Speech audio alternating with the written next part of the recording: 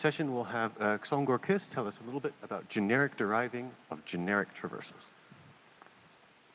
Thank you. Right, so I'd like to talk about generic deriving of generic traversals, which is joint work with my supervisor, Nick Wu, and Matthew Pickering. This is the second day of my PhD, so I guess it's going well so far. Right, so what do I mean by generic deriving of generic traversals? I'd like to talk about boilerplate code a little bit, and how we find boilerplate. So what I mean by boilerplate code in this context is code that implements a simple specification in a really long-winded way. And in particular, the kind of boilerplate that I mean here is when we want to identify and view or change certain parts of large data structures, such as finding an integer in a large type. So several attempts in the past have been presented to find boilerplate code. Template Haskell is one of them, which is a meta-programming tool. We manipulate ASTs directly, which is really inconvenient to use. Scrap your boilerplate, which has emerged as the go-to approach for doing this kind of automatic identification of interesting parts of large data types. And then GHC generics came a bit later. It's actually, the idea behind it is a bit older, but the implementation is relatively new. The problem with these libraries is, for template Haskell, for example, it's really efficient, but it's not very high level. We have to manually manipulate the abstract syntax tree. Scrap your boilerplate is very high level, very easy to use, but it's quite inefficient. It's about 3-4 times slower than manually written code.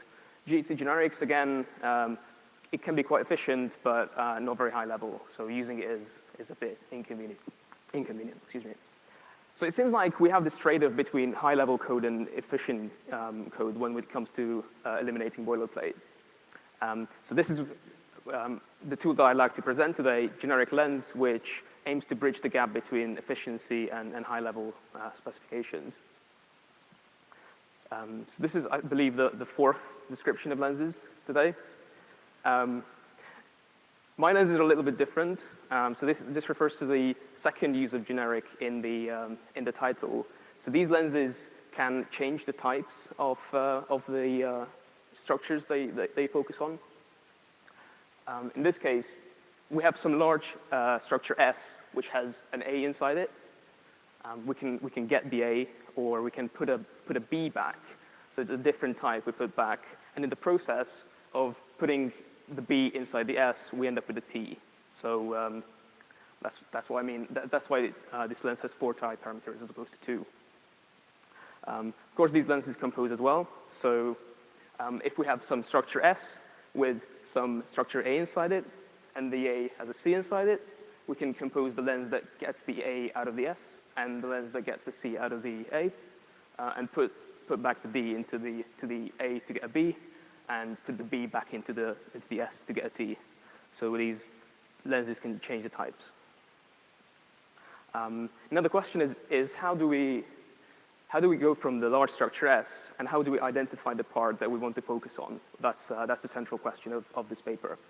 And the answer is we're going to define type-directed, but we're going to identify these parts by their types. So it's a type-directed approach. So consider the person data type, which is written in Haskell syntax here. Each person has 3 attributes: their name, which is a string, their age, which is an int, and height, which is also an int for some reason. So say we want to select their name. We can do so by using the library's typed combinator, and we specify @string, which uses visible type application to instantiate the typed function to generate the lens for that specific field. So in this case, the string field. Another lens exposed by the library is the field lens. So here we still use visible type application using the type level name of the field called age. Or we can do positionally. So in this case, we specify that we wish to view the third field of our age, of our person data type. Now, We can't use the typed field, the typed lens to view the int field because there are two values of type in the state structure, and there's an ambiguity in selecting which one we mean. So we don't allow this because lenses focus on a single value and not multiple. But when it comes to focusing on multiple values, traversals come into play. So a traversal is a generalization of a lens that focuses on not one, but possibly many fields inside a data type, all of the same type. So in this case, we have our large structure S with several small A's inside it. We can view them, which allows us to extract them out into a list or apply some modification function to the A's, turn them into B's, plug them back together, and end up with a T structure. So again, these are type-changing operations. Traversals compose very much like lenses, so we can focus on the little green triangles first, and then on the yellow ones inside them, and then plug things back together just like we did with lenses. In this case, we have multiple things. So let's see an example of these traversals. Here we have a tree data structure that is parameterized by the values at the leaves, which is the A type parameter, and each node in this binary tree has a weight associated with it, which is the second type parameter W. So in this example here on the right-hand side, we've got a tree where both the fields and the weights are of int types. So say we wish to collect all the values and the weights from this list. So we can use the types traversal, instantiate it with the int type, which will go into the structure and find all the int types, all the values of type int. In this case, decides both the fields and the weights. And then we can extract a list of these values. What if we wish to only focus on, say, the leaves? The problem here is that both the leaves and the weights are of the same type, so we can't just say, give me all the ints. We were looking for something more specific than that. But if you notice, the type parameter of the leaves is a different type parameter from the weights. So we can just say, I'd like to focus on all the values that correspond to the first type parameter. In this case, this is the int, this is the leaves. And because the tree structure is parametric in the first or in the leaves, this also allows us to map the show function over all the leaves, and that turns our tree of ints into a tree of strings, allowing to change the type. It's a polymorphic. You might have noticed that lenses are actually just a special case of traversals, because traversals focus on 0 or more values, and lenses focus on exactly one value. So we should be able to compose traversals with lenses. And in fact, this is the case. So just on the top, we have a traversal that traverses the A's inside the S, and a lens that focuses on C's inside the A's. And we can, if we do the similar type changing operation, we can plug things back together and end up with a T starting from the S. So let's see an example of this with the combinators that we've seen so far. So here on the left-hand side, we've got a class data structure which stores teachers and students. So both types refer back to the person data type from before. So remember that the crucial thing here is that each person has a name. So what we're going to do is we're going to start from the class type, and we specify that we wish to focus on the teachers field. Then in the teachers field, we want to traverse all the person values, and in those person values, we want to select out their names, which is the name field. And if we pass in a class of 2 teachers and 2 students, we get their names just like that. We didn't have to specify how to get to the interesting parts. It's just a type-directed specification. So how do we go about locating these values? How does the library know where to go to find the ints, find the strings, find the fields? How does this work out? This brings us back to the first use of generic in the title of the talk, which is about data type generic programming. We've seen the tree structure from before, and we know how to traverse trees, binary trees. It turns out that all other algebraic data types can be represented as trees. So when we have a type with multiple constructors, the choice between these constructors can be encoded as a binary sum. If we have more than 2 constructors, then that's a nested binary sums. Inside the constructors, we may have fields, and if we have multiple fields, that's represented as the product, as a product of those 2 fields, or more fields if we have nested, or sorry, if we have multiple fields. Constant types, so this would be the int type, which marks the end of the algebraic structure. That's an int, or it's a string type, for example. So these are the types of the fields in our data structures. Unit types are constructors with no fields, and void types are data types with no constructors. So to consider an example of this transformation, we have a tuple of a bool and a list of ints. So the bool in this case is false, and the list of ints is the positive numbers 1 to 7.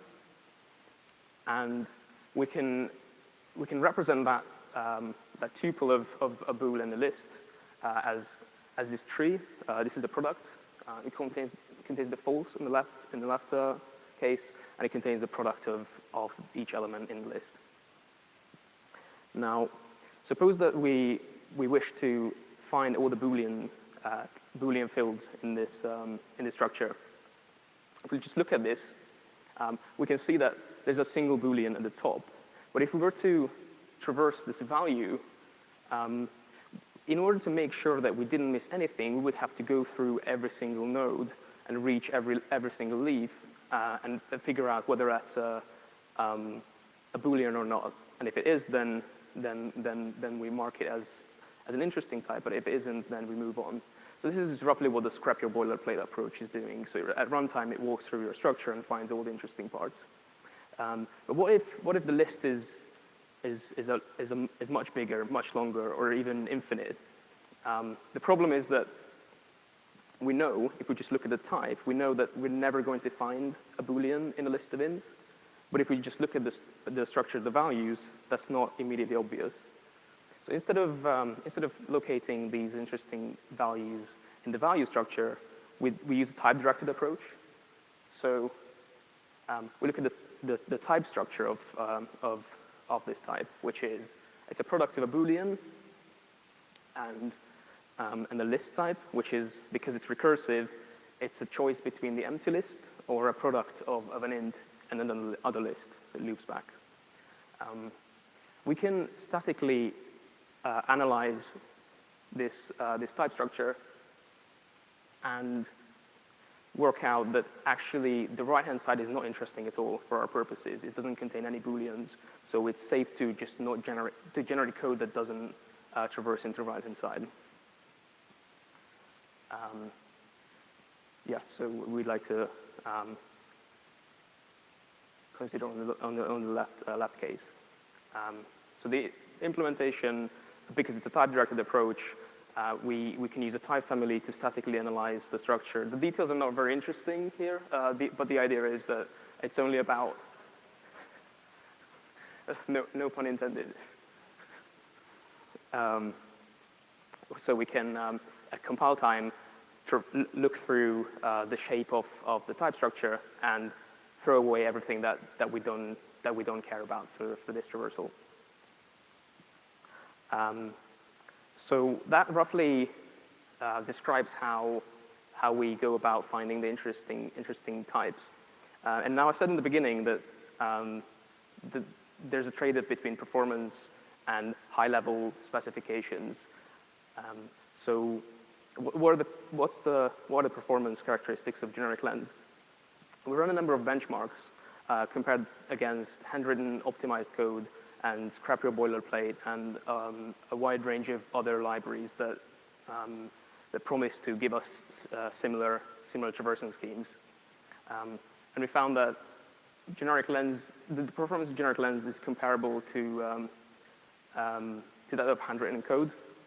This is because all the traversal logic is generated using the statically known structure of the types. So we don't go into the uninteresting parts, and we lay out the code in a way that the inliner can eliminate all the generic overhead. So on the yellow background, we can see the generic lens performance. Notable is the GP, which is the Geniplate library, which is using template Haskell to achieve a similar traversal scheme, but it's very hard to use.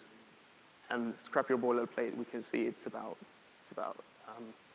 on average 4 times slower. So there's a lot more in the paper. I only described the traversals, the implementation of high-level implementation of traversals. But we also consider lenses, prisms, which encode a choice between they can focus on different constructors of a type, so it may or may not be there. We also described how the type inference works for polymorphic lenses and polymorphic traversals, because there's a connection between the 4 type parameters. They can't just vary freely. So we describe how that works out. Custom type errors, because we statically know in advance whether a field exists in a type or not, we can present nicely readable type errors. Unfortunately, the rest of the type errors are the lens type errors. Okay. And we also present a case study of inlining and specialization, and explain how our high-level generic deriving strategy gets inlined away, and how we make sure that this happens. And we use inspection testing, which is an interesting technique for ensuring that high-level code optimizes down to what you would be writing by hand. So thank you very much. The library is available on Hackage and also on GitHub for those who are interested in the full source code. Thank you.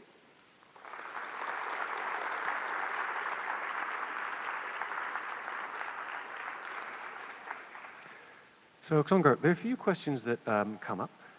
So one is related to so you mentioned performance statistics and you looked at execution times, but some of the lens libraries or advanced use of template Haskell can really slow down compile times. Do you have a sense for how your library compares to the other libraries you mentioned? Right. So the other libraries I mentioned, template Haskell is actually faster because template Haskell, in terms of compile times, because template Haskell can directly generate the code that you would be writing manually, whereas our approach has to be optimized away by the optimizer, which leads to slower compile times. Scrap your boilerplate is a lot faster to compile because it relies on dynamic checks. But in general, compile times aren't a huge concern unless your data types are very huge, at which point it starts to slow down. But it's well within the variable limit. Okay.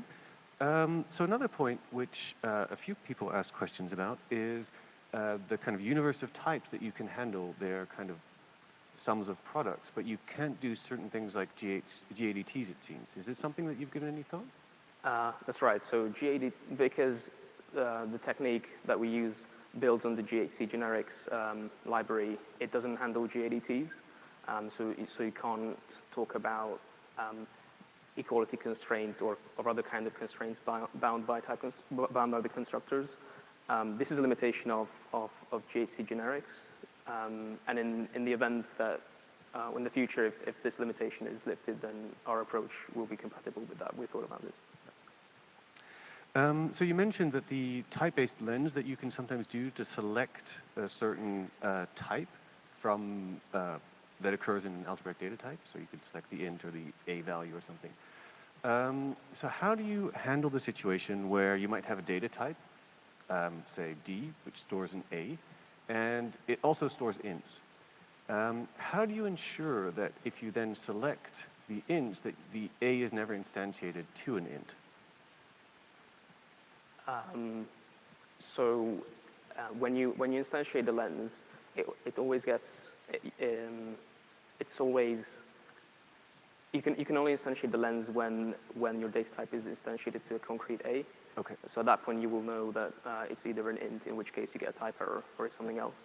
Right. So you need to be monomorphic before you can do the type-based selection. That is right. Yes. Is that okay? Okay. Let's see. There was another question from Simon. So the elements of the universe that you showed for GHC generics were sum and product and constants and units, but you didn't say anything about recursion. So how do you handle recursion?